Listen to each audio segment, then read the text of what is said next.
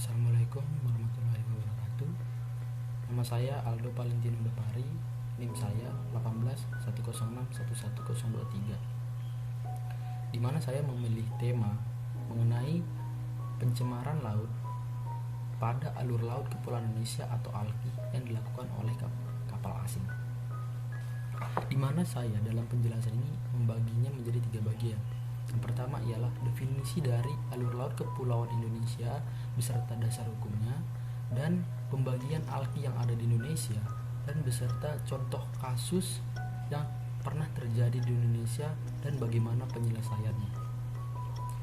Yang pertama, alur laut Kepulauan Indonesia atau ALKI adalah alur laut yang ditetapkan sebagai alur untuk pelaksanaan hak lintas alur laut kepulauan berdasarkan Konvensi Hukum Laut Internasional pada tahun 1982 yang biasanya juga kita sebut dengan UNCLOS.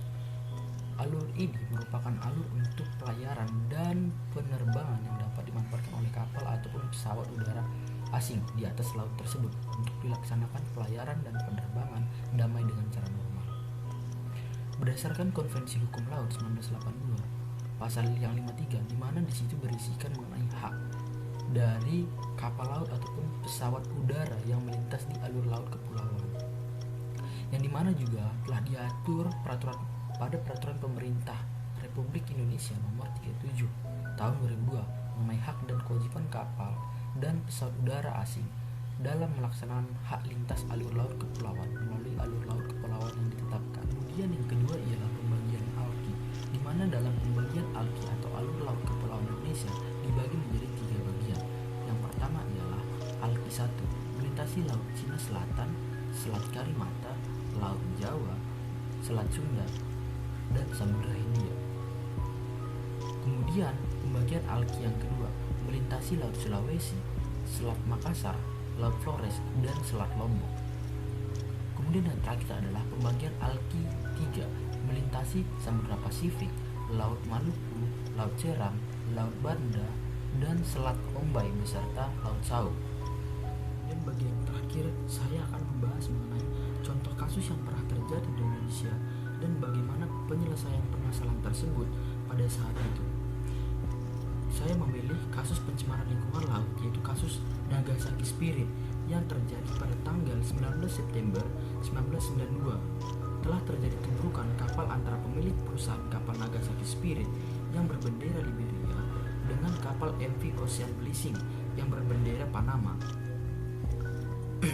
Peristiwa tubrukan terjadi di Selat Malaka, yaitu 40 mil di sebelah utara Belawan ataupun Sumatera Utara.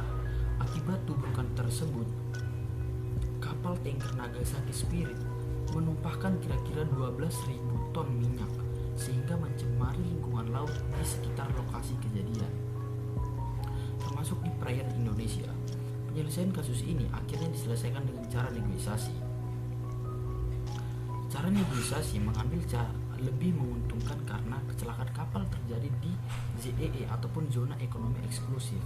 Dengan demikian, tuntutan Indonesia hanya berdasarkan CLC 1969 yang belum mencantumkan ZEE sebagai wilayah laut yang beroleh ganti rugi.